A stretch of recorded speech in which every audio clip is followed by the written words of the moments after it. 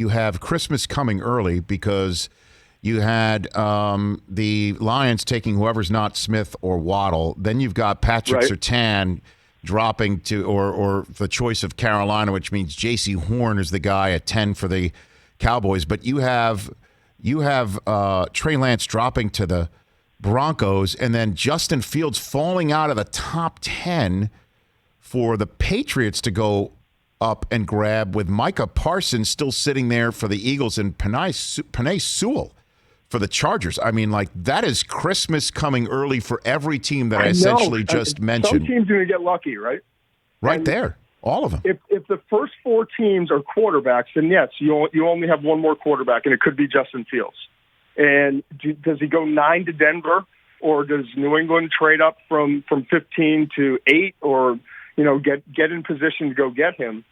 That's the part that I struggle with. But you have 5 quarterbacks that are likely to go in the first 10, 12 spots, and you have 4 pass catchers, including Kyle Pitts, that are likely to go in the first 10 spots as well.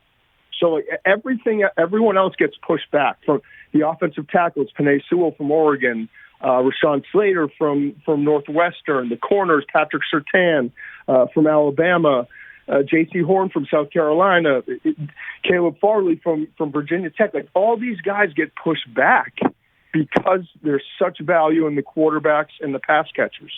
Well, I'll tell you what, for the Eagles to, tank game 256 to get up to the 6th spot, because let's be honest, and then for them to be able to trade back to 12, get more picks for next year, and still get Micah Parsons, who I know is not the wideout that Eagles fans have been flipping out over. Or, look, right. I don't think Pitts would have lasted till 6 anyway. But and a kid from Penn State to just basically, move a little bit east to play his professional football, that would be a hell of a pick. And then the Chargers to get the guy, the best tackle to protect their unicorn quarterback, who has shown himself to be a unicorn. My gosh, that would be amazing. But put it all together, though. Justin Fields, what? Do you really think Belichick's going to trade up from 15? Or he's just going to have to wait till Fields drops close enough for him to be able to swallow that concept? I don't think that he's going to trade up. But every time I think I know what Bill's going to do, he does the opposite. And this year has been so different with the amount of money he spent in free agency, right? And it's just, I think they didn't make the playoffs. They've had extra time to self-evaluate, and they realized that, all right, Brady's gone. We can't make up for all these sins that we've been making up for all these years with Tom Brady. So we've got to bring in talent. They bring in 2 tight ends. They bring in 2 receivers. They bring in edge guys.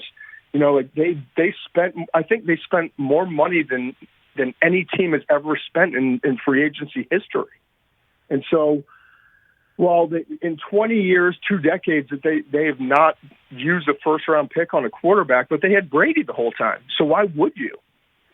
So I wonder if they're going to make the move up.